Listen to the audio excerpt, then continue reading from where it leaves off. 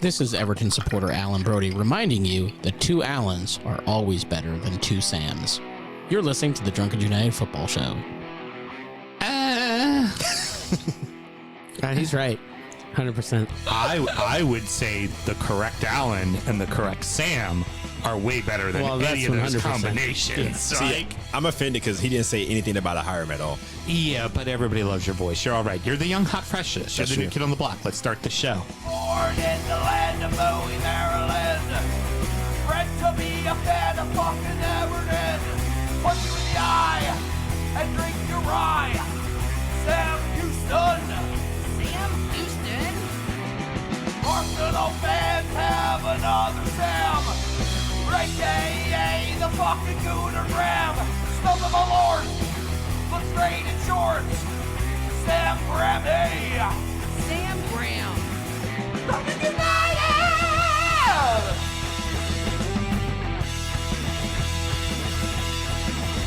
Fucking United!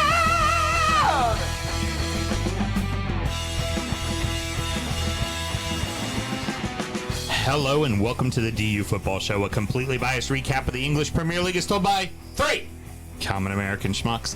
I'm your host, Sam Houston. Mr. Graham is away on paternity leave, and we are joined once again by Hiram. How are you doing, good sir? I'm doing great, you beautiful man. How are you doing? You've won 2 games in a row. You've scored 3 goals. I mean, you know, how about that? Fuck, it ain't right, yeah. Yeah, I mean, it only cost you $1 billion, but hey, it's a couple of wins. You know, you win some, you lose some. We lost money, but we won the game, so that's all that matters. Heard, very good. And back with us again, my brother from another, the smoothest fucking man in the business, Alan. How you doing, good sir? Good, baby. You know how it is. You weren't the only team to beat City this week, but you were the first, right? Yep, that's right. It worked out pretty well for you, huh? Yeah, we laid out the blueprint.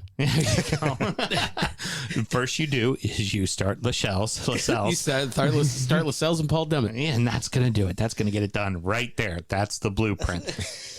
Or you can just have the Korean guy, and that'll do all of it, too. Yep.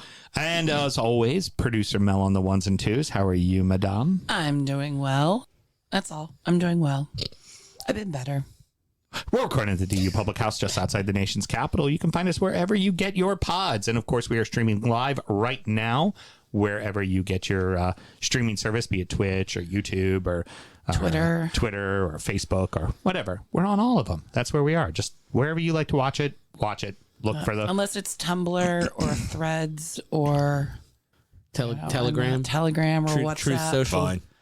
Oh, we're on Truth Social. You're on Truth Social? Oh, yeah. We definitely, all of us, our demographic, Yeah. we Yep. certainly pop All of with you. the fucking, yeah. Look for us on Truth Social. And should you want to chat with us, there's many ways that you can. Producer Mel, tell the good... Actually, no, not Producer Mel. You've already done it. Alan, tell the good people how they can get in touch. You can definitely send us emails. It's dufootballshow@gmail. Don't need the last part.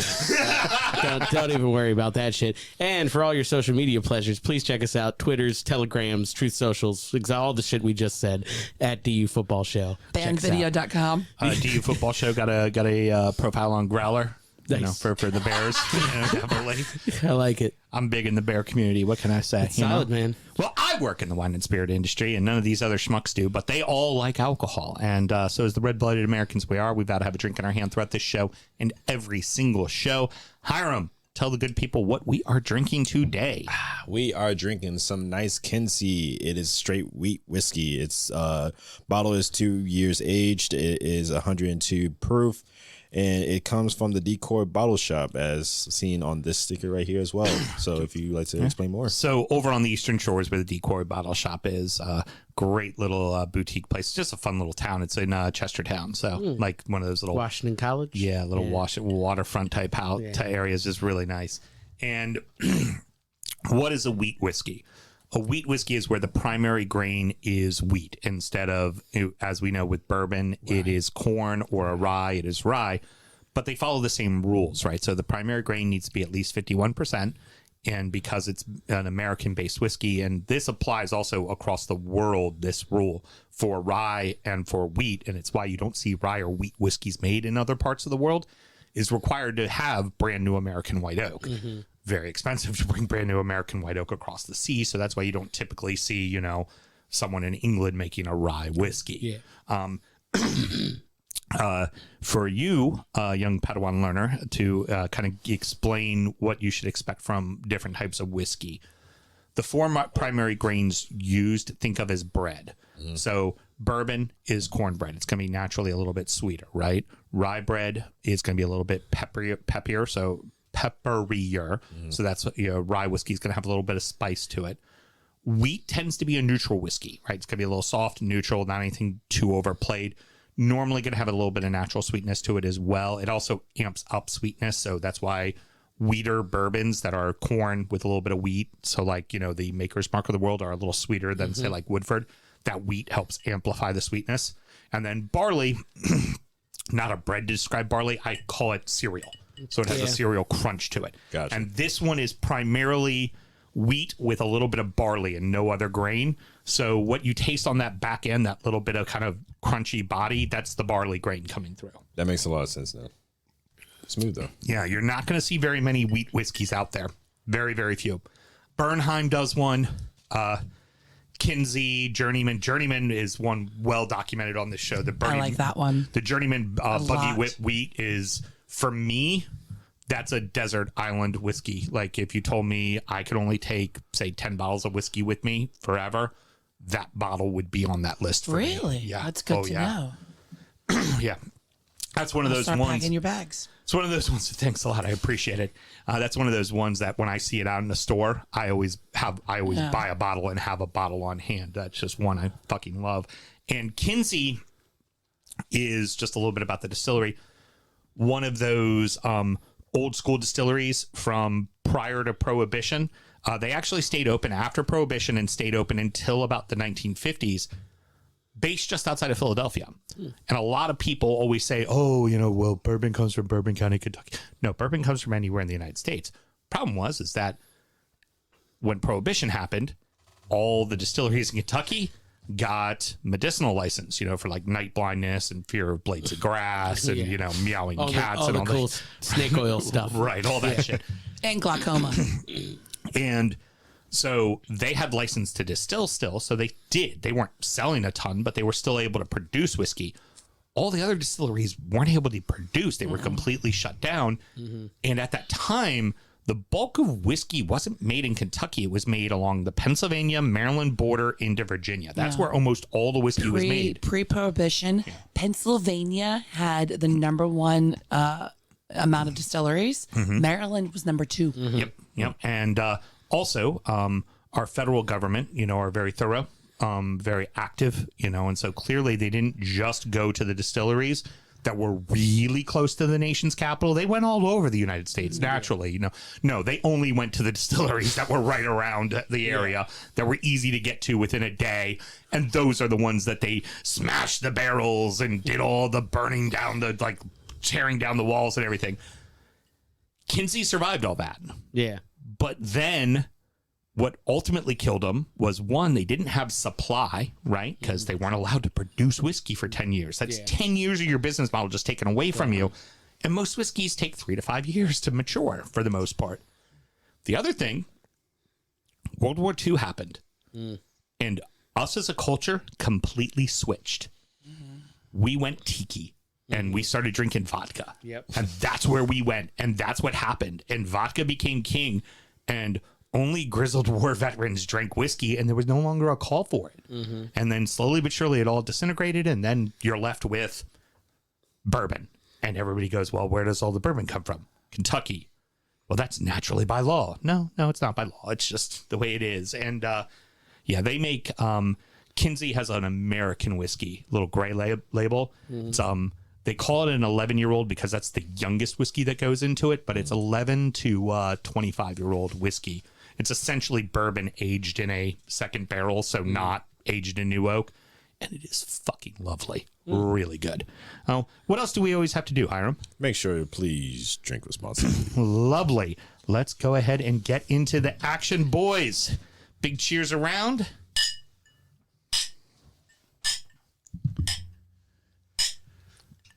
It's a lot of clinks. It's a lot of clinking.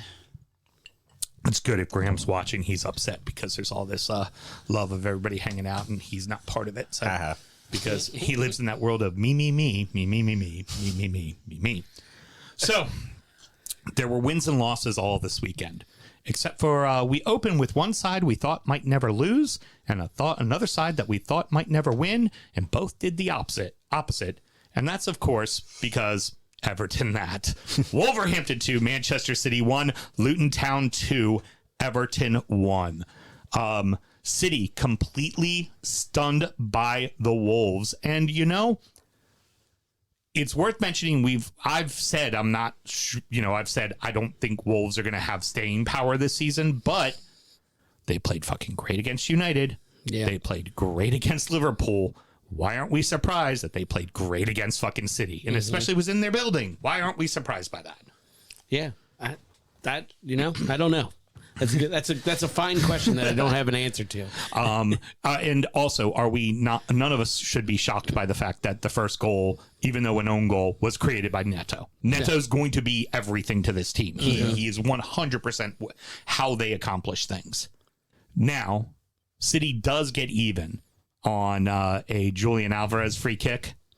That was fucking nasty. Yeah. Oh, man, that was a nasty shot. I keep forgetting how great of a player Julian Alvarez is, mainly because, of course, the Holland hype there is from that. But still, like, Alvarez is still that guy, too. He's only, like, 23, I think, too. And also, within a Pep system, he very rarely puts somebody kind of behind the primary striker. Normally, it's controlling midfielders and a lot on the wings, and you just kind of build around, and Holland finds lanes. And in this instance, he puts Julian Alvarez out there with him, who can kind of bob and weave in the spaces behind, and it worked out really well for him. But there's really only one thing we can talk about.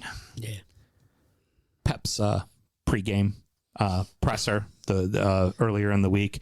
He was trying to sing the praises of the Wolves, and he was talking about their players, except for one player that he couldn't remember, and in the most non-racist way possible, Pep was kind of racist. Yeah. What was that he said, Mel? Especially up front with Neto, with Cunha, with the Korean guy, and they are really, really good. It does not matter the witty shit anybody says tonight. I'm just telling you right now, the show title is The Korean Guy. Yeah. Oh, 100%. Guarantee you Pep knows his name now. Well, and who would it be that happened to score the game-winning goal there, Alan? It's a big Hwang. big Hwang hit him right in the face. He doesn't. He has a loss for words on. He calls him the Korean guy. Korean guy. But I guarantee you, the Hwang does not leave his mouth anymore. Man, I think I would have peeled my jersey off and handed it to Pep. Been like, here you go, buddy. That's for you. I mean, talking about choking on it. The Hwang just slotted it into the goal. It was pretty beautiful. He inserted himself into the game. Yeah, man. You prepped me for this, and I still wasn't ready for all of it. Made an absolute mess out of everything. Just the probing and prodding of Hwang. The ball play was spectacular. You can't forget about the balls. Forget about the balls. Not surprising after all that effort. He was very wet after the game. So good. Come on, Hiram, joining in on the fun. I'm not as clever as you got, so I got nothing. It's a dick joke. Get it? You got the big one. What can I say? And coming from Hiram, that's a compliment. Wang rose to the occasion. That's for sure. Yeah. It was a hell of a climax. It just doesn't get old. It just never, ever gets old. Oh, my Had God. so much success, even though he wasn't all that stiff. So good. Here's the thing. It needs to be said. Rodri is ultimately the most important player on the pitch. I was just about to say that. Because they can win games without Holland. People can score goals. Yeah. Rodri's that fucking important to that team, and you could tell. Much. And Mateus Nunes didn't play poorly. He was all right. But Rodri's the guy. Yeah. Yeah, that's like he's almost that David Silva role for them a few years ago. That Yaya Toure, like you just he manages everything. And then he just steps up so well. Like once you see him come forward, and you're kind of like, oh God, please don't. Just stay back there. Don't let it happen. Don't let it happen. This opens the door. Opens the door now. Tottenham find themselves in second when we talk about their result this week, and Arsenal have a nice tidy win. And frankly, the next game is City Arsenal at Arsenal without Rodri. Fancy at least a point for Arsenal in this one. I think Arsenal gonna probably get them. It wouldn't surprise me. And suddenly, City looks mortal. Yep. Yeah. Surprising to see. They have that blip. It's usually later in the season. Yeah. Yeah. It's unusual to see it now. Right. We'll see how it pans out. Yeah. I knew it was going to happen, especially when everybody started putting Everton to beat Luton in their bets. I was like, we're going to fucking lose. Especially because last week when we had Rob and Hiram here, we were all going through the schedule and just going, who are they going to beat? Yeah. It's like Sheffield at home, maybe? Good. And we couldn't come up with a second team. I forgot Everton. Everton at Everton. This is what Everton does. Every newly promoted side, they just go, oh, please come get points. Oh, you need to go ahead and get that first win? We get it. It's been forever since you've been in the top flight. Why don't you come get a win at our building? That'll be great. Everton now have lost all 4 of their home matches. And the sad part is 3 of those 4 are teams that are going to be in and around it with them. Yep. So now they got to go to their buildings later in the season and find points to, 1 step forward, 10 steps back, it seems. Yeah. The loss to Luton's more than 10 steps, maybe. Yeah. It's a fucking that's a big one. back. I mean, maybe the saving grace is you guys do kind of find a way to pull it out of your ass. So maybe those trips later in the season work out for you. But yeah, this is a bad way to start things off. And it wasn't like Luton did anything different from what they've done all season. They sat back, they weathered the storm, and Everton did what Everton does, which is create a lot of chances, but not put anything that really is threatening on goal. Yep. I think they ended up with 21 total attempts. Jesus. I think only 4 of them were on target. Ugh. And it's like just missing sitters, putting sitters, especially at the start of the game. And it was just like, oh, fuck. And then it wasn't like Luton did anything amazing. Ran down the flanks, find ways to get fouled, find ways to get corners. How did they score both of their fucking their goals? Set pieces. Set fucking pieces. Terrible. Absolutely terrible. Here's a thing, and this is more for me and my Everton followers and people there into Everton as a club.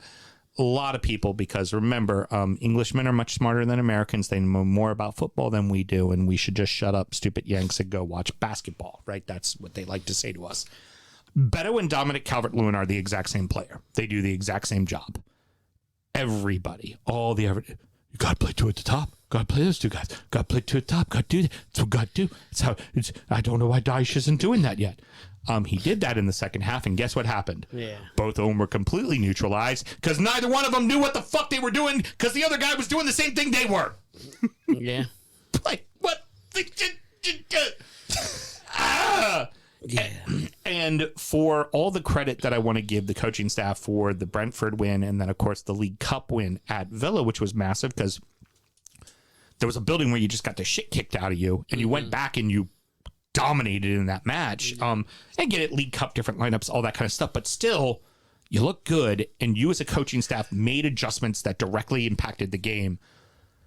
You're playing Luton and you go out with 4 fucking central midfielders in your starting lineup. And you play a defensive-minded setup. Like, this is the one team you're going to control possession against. So, I know people are coming back from injuries, but instead of having Jack Harrison play the second half, why aren't you having Jack Harrison play the first half? And impact the game the right way? Like, you have to take it towards their team. And we just went, we'll see it out, and eventually we'll get the W. And no, we didn't even eventually get the tie. I mean, Just like Fulham, just like Wolverhampton, we dominated play, but we just didn't fucking get a result. And that's going to be. This now makes fucking Bournemouth next week fucking massive. Mm-hmm. It's the 8th game of the fucking season, and it's going to be massive. Like, that's some shit right there, man. Yeah. And we haven't, other than Arsenal, we ain't played anybody fucking tough yet. That's the other thing, too. So, yeah, that's the thing is the hole going to get too deep? I mean, luckily, there are definitely 3 worse teams than you guys, but... And we're not in the relegation zone currently. Yeah, we're still out of it, which is fine, but lose to Bournemouth and they're jumping us. Yeah. Like, Burnley and Luton are playing each other this week. Like, they're playing each other on Tuesday, and Burnley wins. They jump up. We got them on goal differential, but not a lot of goal differential. That's for damn sure. Just not the game we want to be playing. So, time to do a shot of Malort. Have fun with that, buddy. Yeah. I'm just getting used to it. Used to it now, right? Yeah. It's my old friend. Hi, buddy. That's why I stayed out of the fucking studio till we got taken over. Hi. I was like, I'm not fucking coming back for that shit. How are you, friend? I've missed you. Look, it's got your logo on it. Though. I know, yeah. So, well, that was around the time that it was perfect.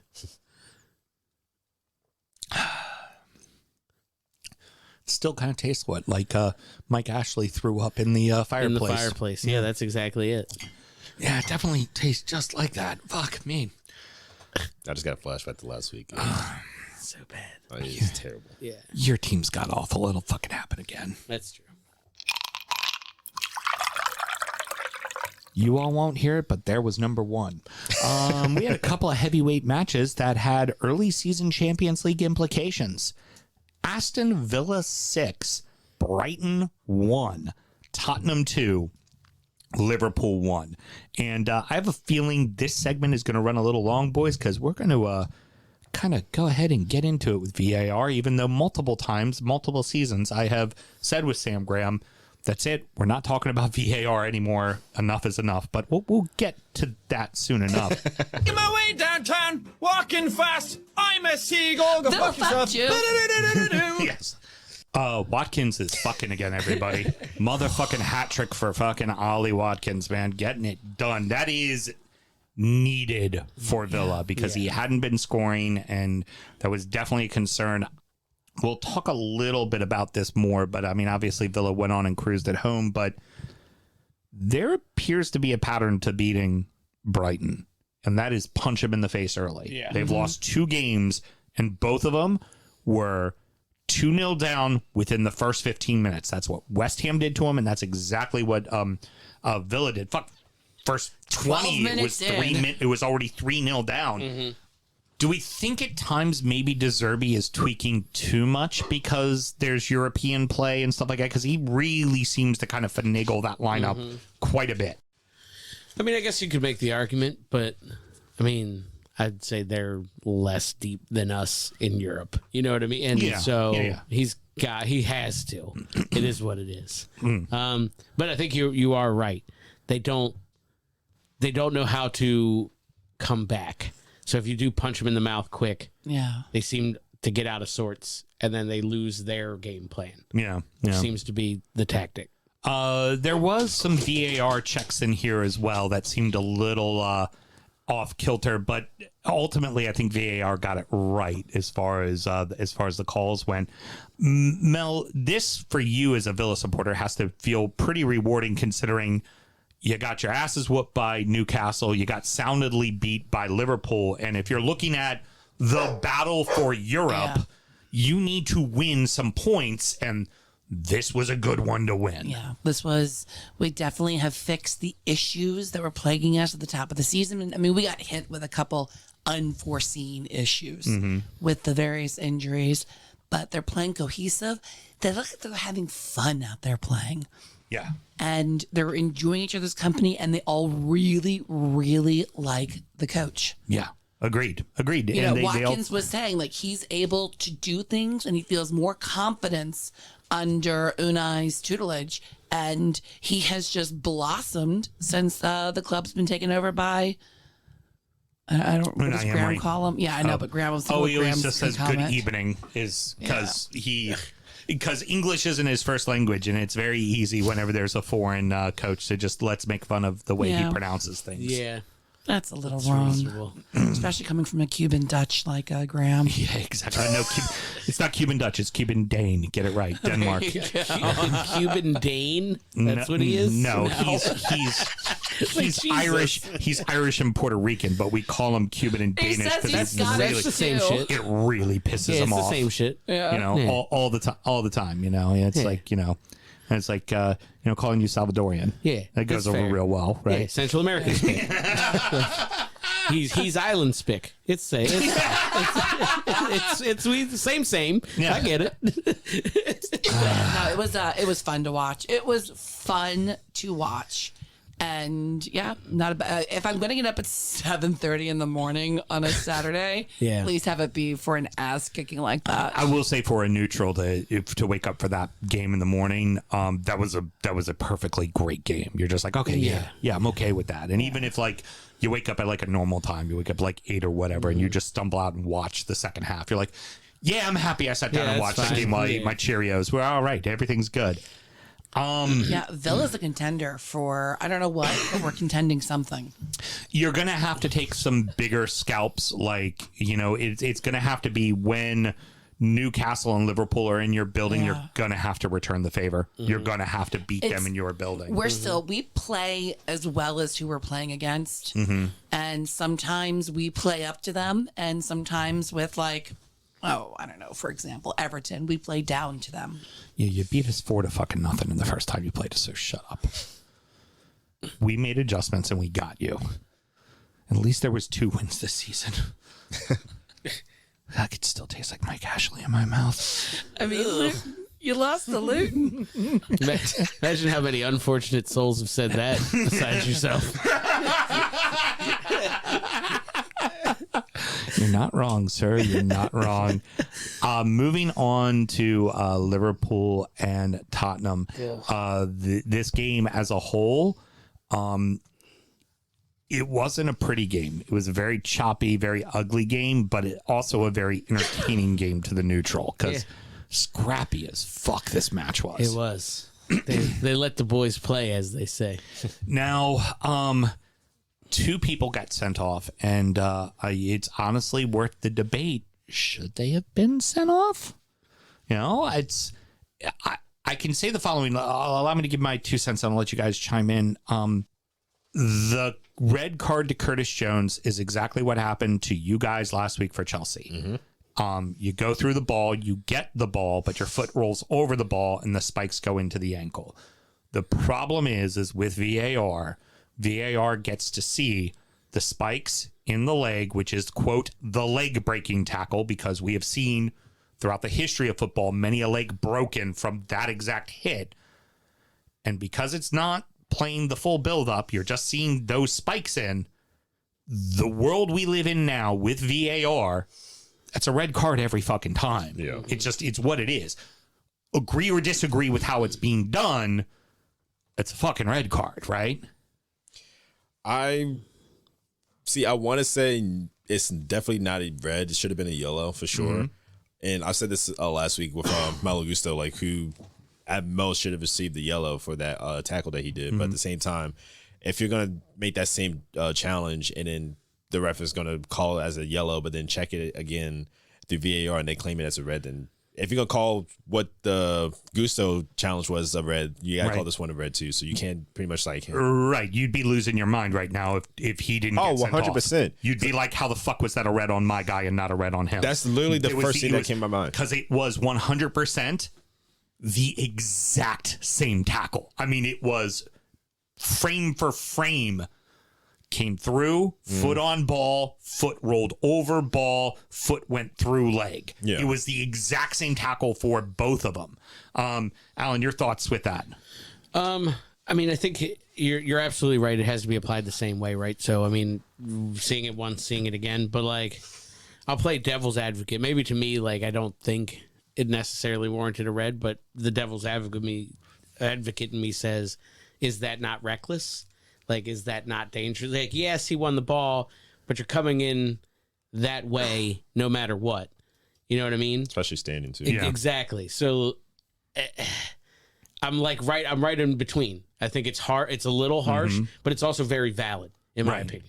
You know what I mean? Like at the end of the day, that it is what it is, and you move on. Now, I will say, to agree with Alan, Jones' tackle to Basuma was definitely more malicious than Gusso's tackle last week, for sure. Only because, like, of course, Gusso, and it may be biased, but of course, I'm also seeing it from like an outsider's perspective too. Like, he slid in and like Gusso's foot clearly hit the ball, and then the rollover went into I believe it's McGuinn's leg or something. Yeah, McGinn. I'm sorry, not McGinn. It wasn't against Villa. It was against Villa. It was McGinn. Yeah. Sorry, yes. So for Gusto's again, I think that was yellow at most. Curtis, it did seem a bit more malicious, only because like he is standing and it's literally spikes up going straight into Basuma, which it looked like Basuma did have same more. thing. Foot rolled over the ball, but just like Gusto, the foot rolled right over the ball and into the leg. The exact same thing happened for both. And looking from that perspective, yeah, that's true. But again, from that angle, like if you're coming in spikes up like straight into the ball where Basuma clearly has the clear advantage of getting the ball first, then it may seem more malicious than the other one. And then ultimately they go down to 9 men because Diego Jota gets 2 very quick yellows. The second one, absolutely positively a yellow. No doubt about it. And as I always say, do not give the referee a decision to make. If you give him an opportunity to make a decision, that means it might not go the way you want it to.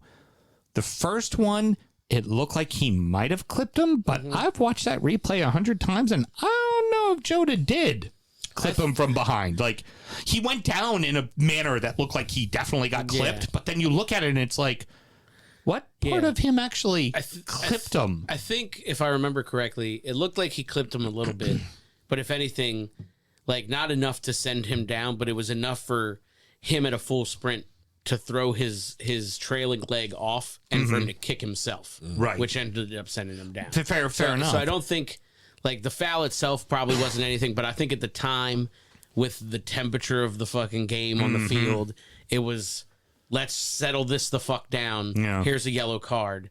You know what I mean? Just as a kind of a game management yellow. Yeah. And then he goes and does something very fucking stupid. Within a minute. Yeah. It's like, don't do that. And then don't it's fucking, like, you just, if the guy's by you, the guy's fucking by you, let your next defender, let your next guy up be the one that takes that and yellow I think to we've slow all him down. been there and seen it and done it, and like I've seen it a million times, but Jota got up and was like immediately like, nah, 'cause he knew.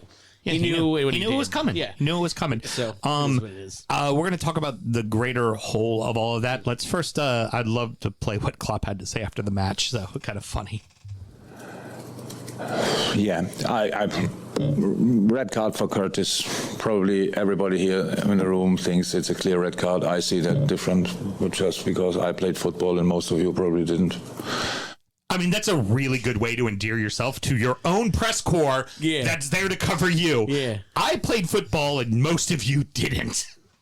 Oh. Moron, here's a news flash, Klopp. We've all played it. We haven't played it at the competitive level you've played, but we've all played it. Yeah. We have a understanding of tackles and things that like just it's not how you want to start the conversation, like how we did with Paul Tierney of he never played football, so he shouldn't be reffing because he doesn't understand football. Here's the amazing part with the way that they've changed the rules. I'm going to bitch about them for a little bit, and then I'm going to also support what Klopp had to say as well, which we've kind of already done here, is we've started the whole thing with the yellow cards for coaches, arguing and stuff like that, right? Silva has already sat a match. Pep has already sat a match. Do you know who has yet to get a yellow card this season? Jurgen Klopp. Really? The man who has run into the center of the pitch, the man who screams at officials in their face, has yet to get a yellow card yet. I mean, are we surprised? No, I was going to say. You gotta figure the PGM. I mean, the FA is gonna probably give him a touchline ban for that remark. I mean, maybe. Yeah, I don't know. it's Right true. now, they're kid gloves. So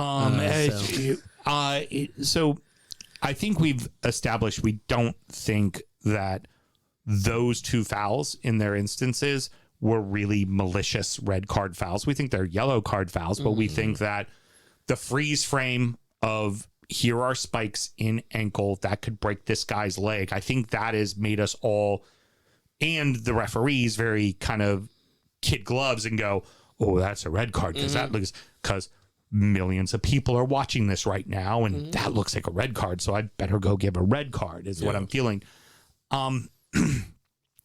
You're starting to hear more and more people, Klopp being one, and Christian Pulisic came out in an interview in Italy.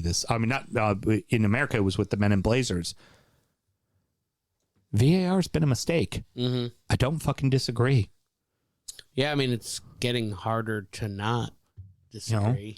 It's goal line technology, sure. Yeah. I think the way offsides is handled in England is atrocious because also the goal that got taken away from Liverpool, I'm not sure he was offsides, and we only got shown one angle, and they only put up those lines real fuck quick and went offside, sorry. Yeah. Like, okay. And also when you're looking at those freeze frames, a lot of times there's players blocking. You can't see if the ball is off that passer's foot yet or not. And it's like, let alone the angles of where they're at too. It's always like so they're fucking just confusing. not very good angles. And I think if you want to incorporate on offsides, do what they did with the World Cup, because that was a computer generated AI image that immediately let you know. And you knew within 30 seconds if that person was on or off.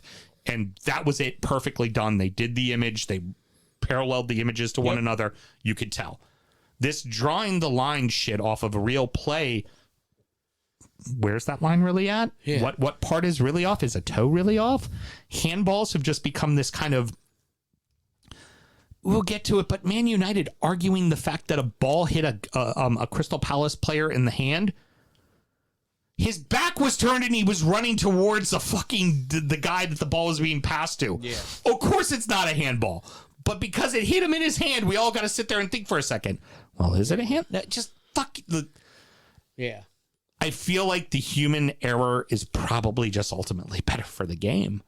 Well, I think we've incorporated more human error into added layers with VAR. Like there was always human error in the natural course of officiating, right? It is what it is. But like now you're adding more humans to make that decision that are now very evidently having issues even just communicating. And something Klopp said later on in that presser was, so great, the PGMOL apologized to Wolves.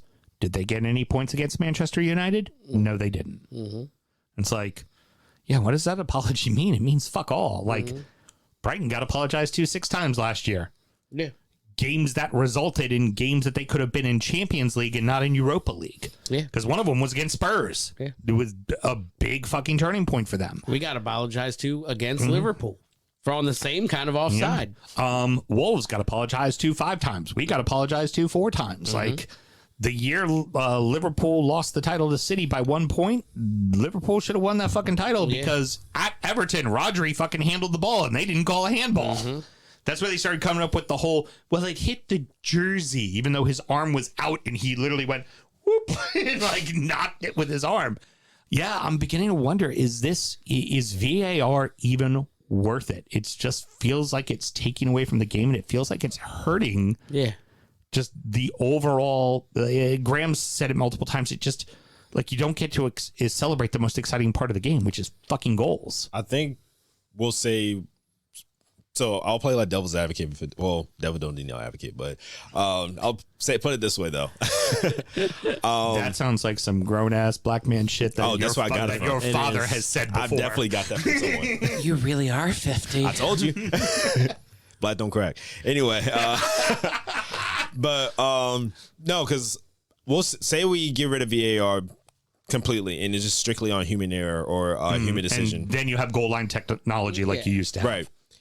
We're going to get used to, we're so used to VAR for like, since 2018, 17, It's been something about like that? 4 years now, 4 or 5 seasons. Yeah. Right. So say we get rid of that and then within like 2-3 seasons, we're going to have people complaining, oh, we need to bring VAR back. The human error is ruining it. And it's going to be like that flip flop. It's like, oh, okay, we need it back. Oh, we know we should keep it this way.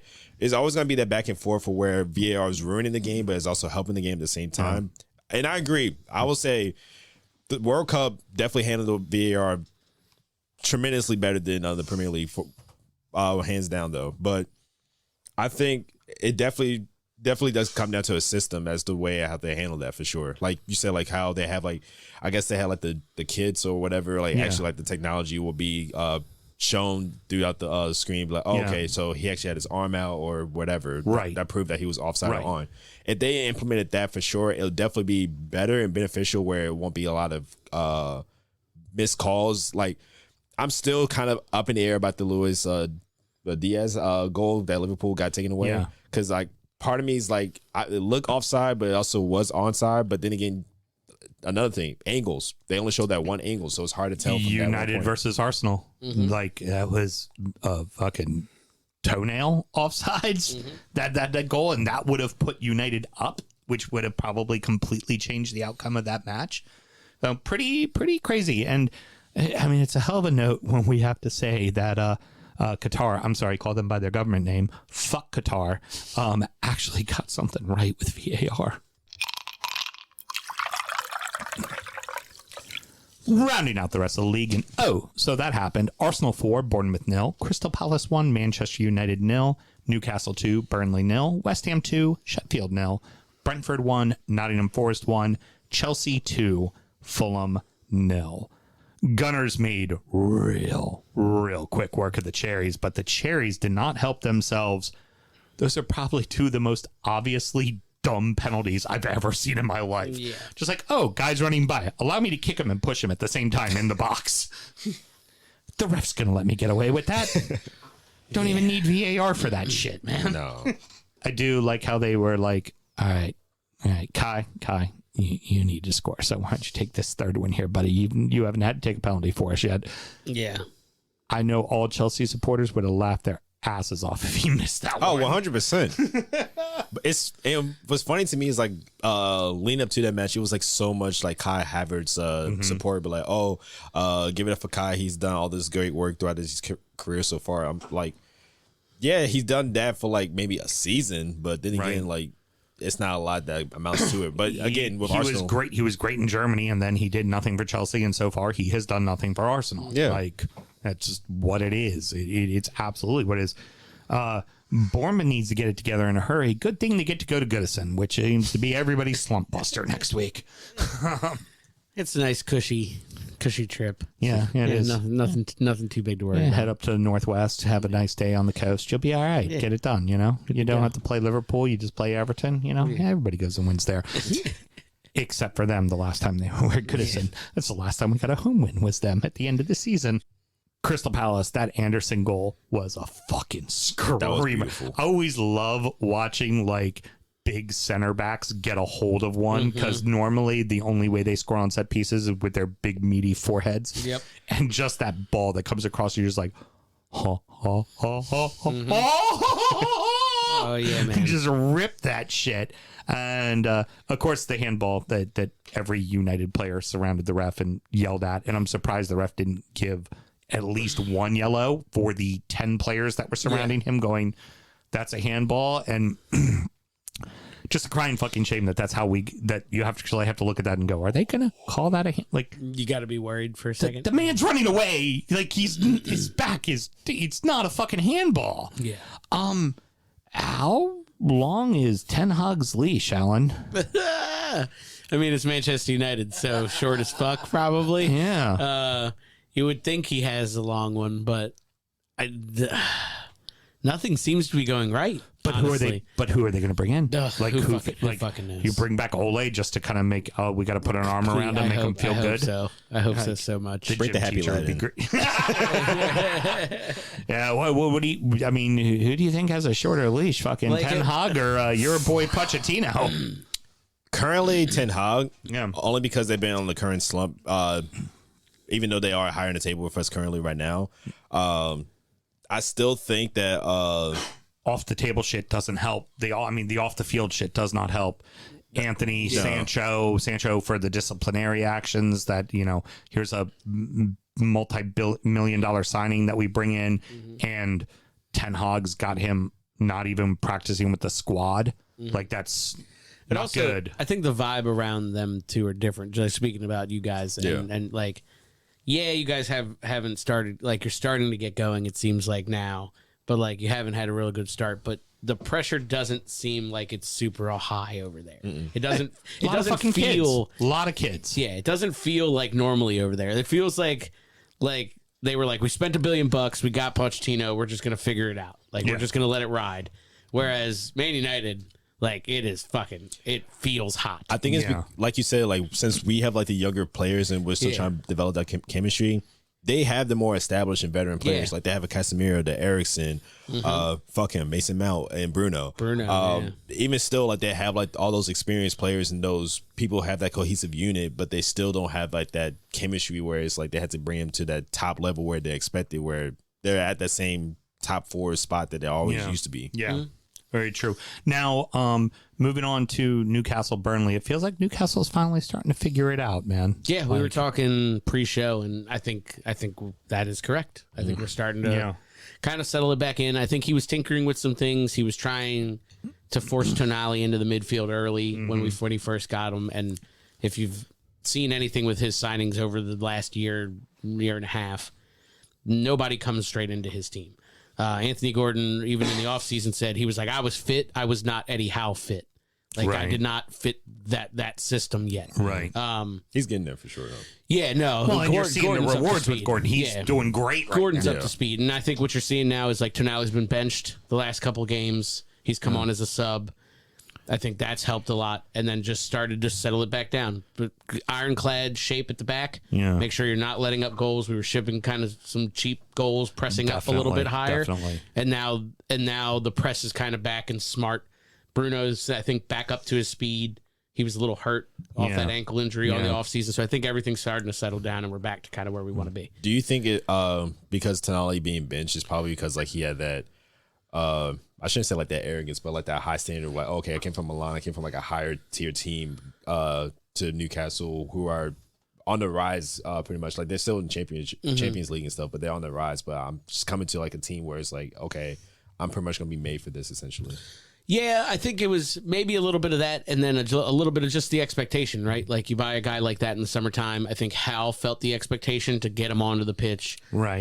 With Bruno. Big investment into the player, that kind of thing. But and he looked great in the first match. First match, it was scored dream 7 world. minutes in. So yeah. Yeah, it was dream world. Everything was perfect. But then having like watched them, it's just, I know a couple of the guys in our group have said they don't think that they can play together. Them and Bruno are a lot similar. Yeah. So I think it was really just, again, a little bit of expectation from everybody. Howe felt like he had to get him in. Tonali felt like he needed to play and play well. And the expectation was high. Whereas now I think if things have settled down, the season's settled down, he could pull him out and sit him down and say, all right, this is what we need you to do. Yeah. Because the problems with him and Bruno were like, they're leaving each other's space open. They're not talking. And I brought it up. I was like, maybe there's a language issue. You got a straight up Italian and a guy who maybe knows 30 words of English. Right. You know what I mean? Exactly. So maybe there is a problem there because they were just leaving each other out to dry. And they're both too talented to do that. So I think once they settle in and figure out how to play together, and starting with City, Liverpool, Brighton, didn't give us a chance to kind of bed in. Real quick on Burnley, I feel like they need to get something soon. They really do. They weren't bad, though. Right, well, that's it. They're not bad, but this is also a completely young team, and if you don't start getting some points soon, you're going to lose those kids. They're gonna fall out of love with the system. They're going to fall out of love with company. They're not going to realize that this is a project.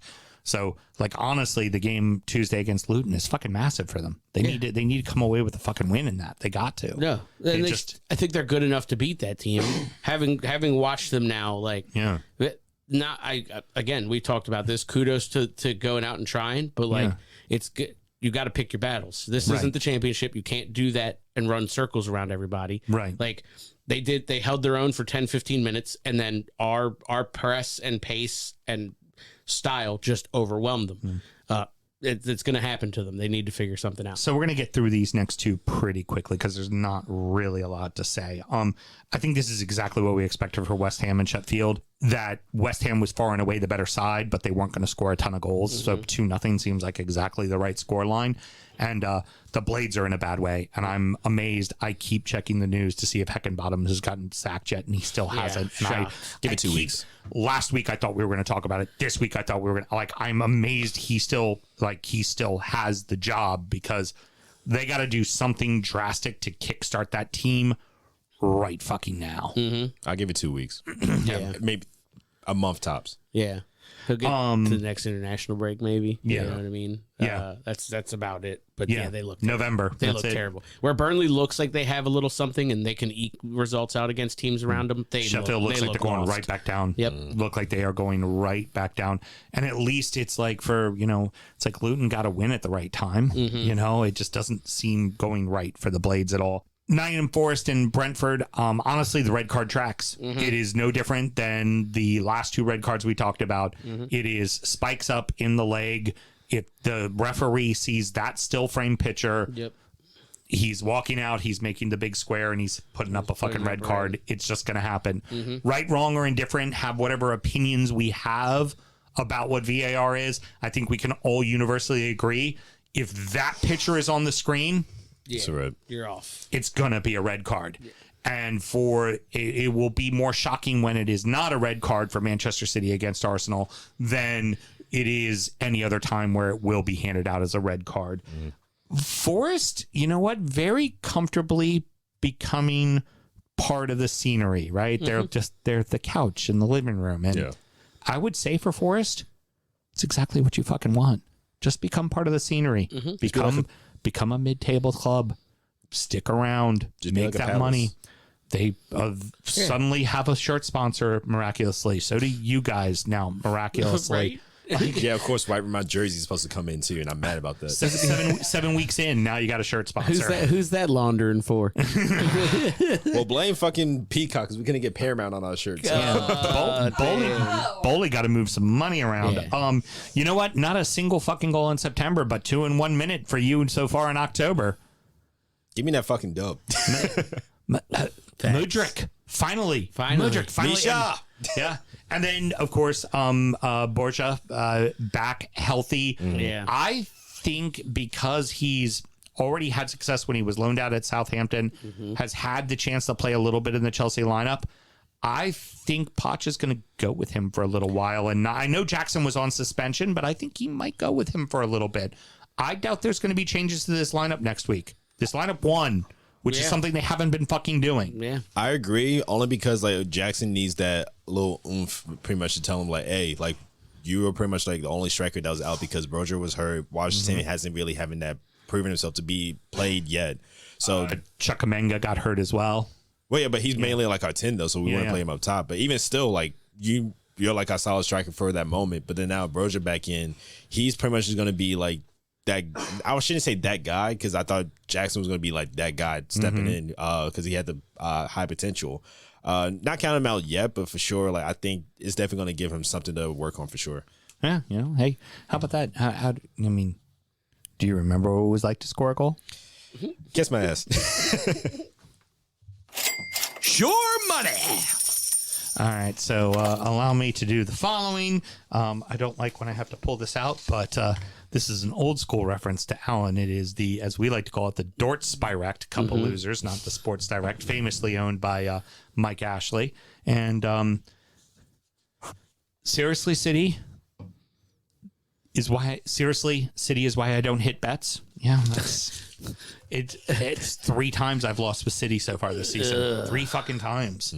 Like, just for some reason, they're why I don't hit bets. So look at the whole bet. And I also said to Graham and Pat, because they had both picked the exact same 4-game parlay that I picked, except for they made it a 5-game parlay and had Everton beating Luton. I was like, fuck you guys. Fuck you guys.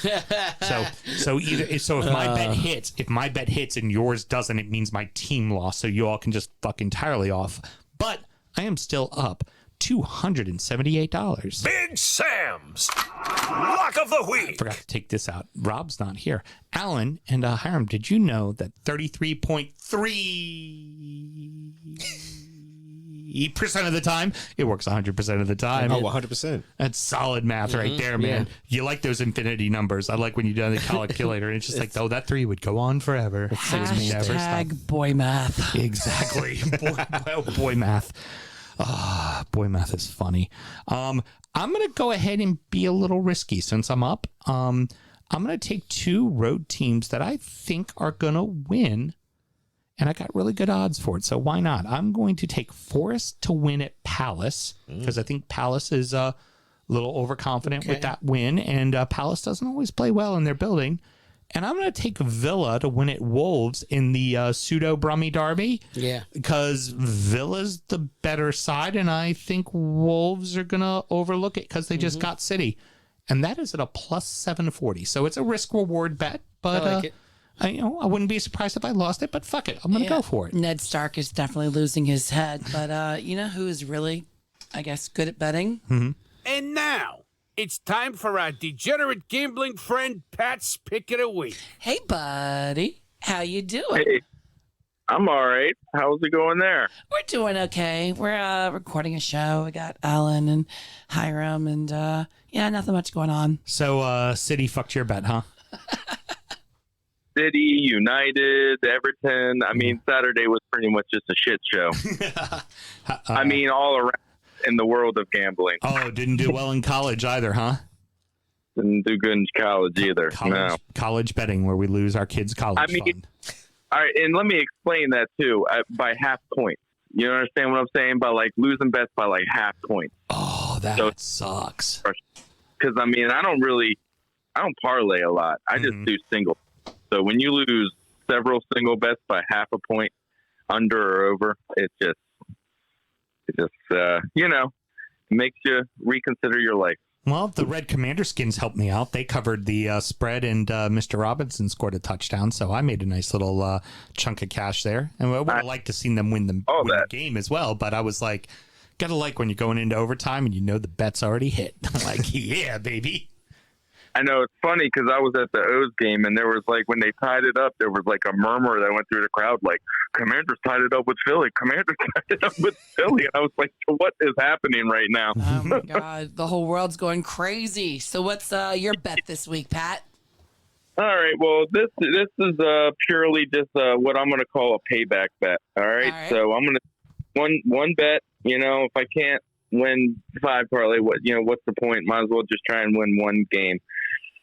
So I'm going to take Arsenal over Manchester City. I think it's they're going to have a little bit of payback for them for City taking out. I think City, due to lose.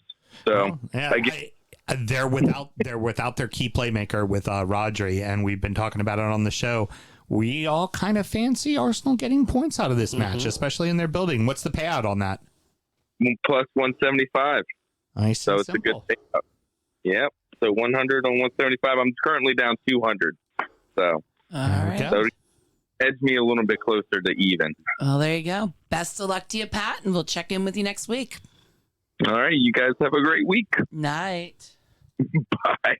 All right. So hold on one second here. He said edge him a little bit closer. What he wants to be Vivek. So Graham texted in his bet because he's still on paternity leave, and he says he is still up a whopping 786. Oh, there's no sound effect for him. And going up a little conservative this week, he is taking a flyer on the Toffees. How sweet of them to gift the first week of the season to Luton. That's a very, dare I say, Fulhamish. So this week will be Tottenham over Luton, because that's a safe bet, and with Son to score at any time. You know, the other Korean guy. Terrible with money. And there's going to be 2.5 goals for Tottenham in the game. I'm adding in a Villa win over the Wolves and a double chance Fulham or Sheffield United win. Draw kills it, but I think there'll be a winner. This will be a total up at 753. Get it the fuck together, Sam. Not good gambling. It never is. 9-way parlay. Are you having fun pressing buttons? There's so many complicated. He likes like the either or bets. He loves fucking wiggling that shit in for. Problem for me is I would love to work in goal scorers because I would just do some goal scorer bets, but and I only go off FanDuel when I do everything because I ain't downloading any of the other fucking apps, and FanDuel's where I can do it at the casino Brand too. loyalty. Well, it's where I can do it at the casino too is the main reason. I'll just keep it universal. Sorry, brand laziness. Yeah, more like it. And the problem there is they don't post any goal scorers on Monday night. So when I want to write my bet, it's like, oh, can't fucking work in a goal scorer. So fuck it. No, I'd prop the fuck out of my bet. I'd do like 9 corners and shit like that. I like getting proppy. Proppy's fun because proppy's hit. Yeah, I wanna. If you know your shit well enough, proppy's hit. So, are there now like Taylor Swift prop bets? Oh god. Oh, there definitely is.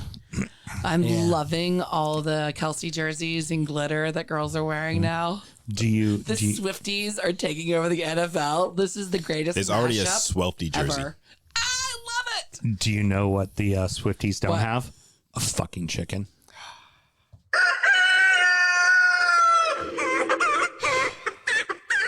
Go get him, killer. All right, Kitty's bet hasn't come in yet, so she still is at 2 and 3. This week I gave Kitty Spurs traveling to Luton Town. Kitty showed me a picture of her on set of the remake of Sleuth with Kenneth Branagh. Okay, and Jude Law. Besides us telling him how to pronounce shit. Yeah. Besides doing the movie together, both Kenneth and Jude are both massive Spurs supporters, so Kitty is picking Tottenham to win. Please remember to gamble legally and responsibly. Won't be that some shit if Luton gets 2 in a row. That would be funny, and it would be exactly the most Spursiest thing ever.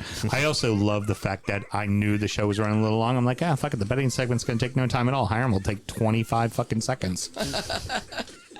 All right, everybody. Did Hiram remember to tell people to gamble legally? He said it very quickly. It was fast, but it was in. Please remember to gamble legally and responsibly. I've heard Hiram was fast, but I've never seen it before. So, do you know who Jude Law is? Do you know who Kenneth Branagh is? Do you know any of those actors? Why? He sounds familiar. Kenneth Branagh is all the Murder on the Orient Express, the remakes of those movies. That's him.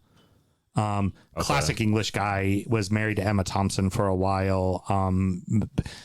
Just He's acclaimed the bad director. guy in Wild Wild West. Yeah. See, that's the movie I didn't see. Oh, I keep hearing about it because, it's so bad. I know. he did Emma Thompson super wrong in the late 90s, and we're still Gen X girls are still bitter over it. Yeah, well, Emma back in the 90s was one of my girls. I loved me some Emma. I am always Team Emma.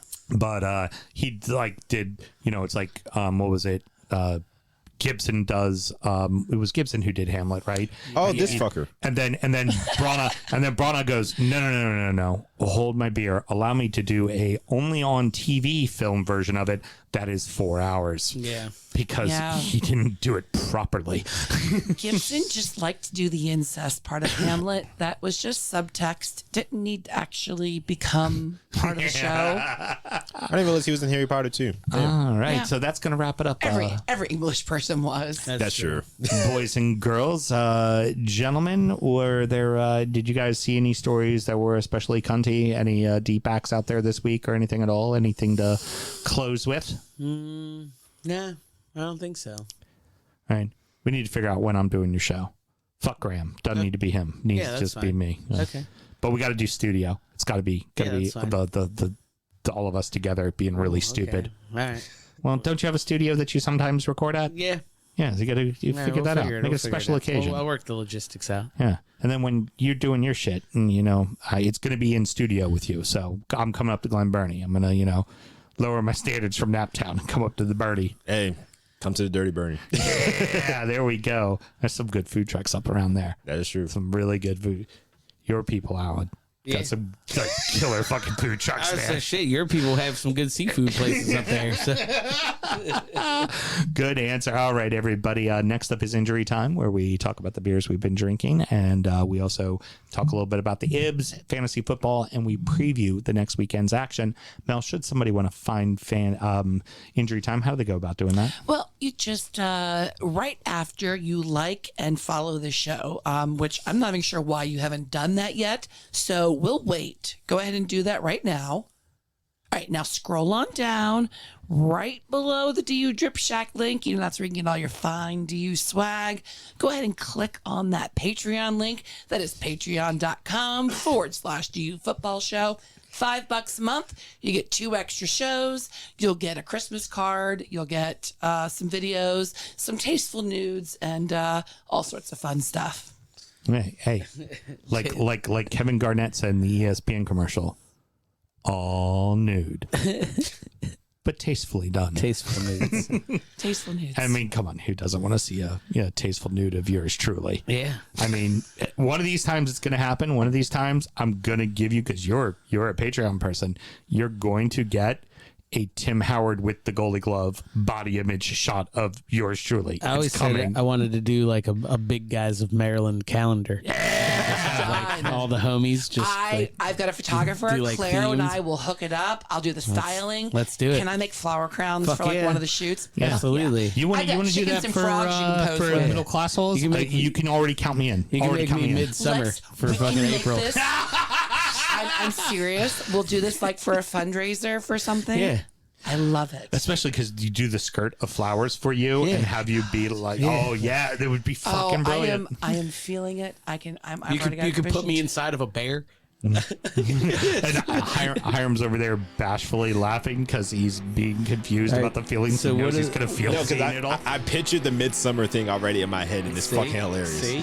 So what did the Annapolis Blues need fundraising for? We got you a calendar. Yeah, I'm sure Hitch is all over that. Give me half-naked big men. That's going to work. Yeah. Well, hey, once the money comes rolling in. Made him spin again. We got it in, Coach. What a show. Till next week, everybody. Good night, folks. Born in the land of Bowie, Maryland. Bred to be a fan of fucking Everton. Punch you in the eye and drink your rye. Sam Houston. Sam Houston. Arsenal fans have another Sam. Right day, the fucking Gooner Graham. Stuff of a lord. Look straight in shorts. Sam Grammy. Sam Graham. Brooklyn United!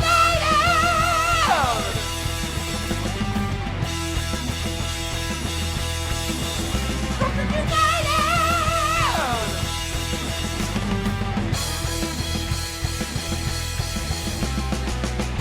Hit the fucking mute button!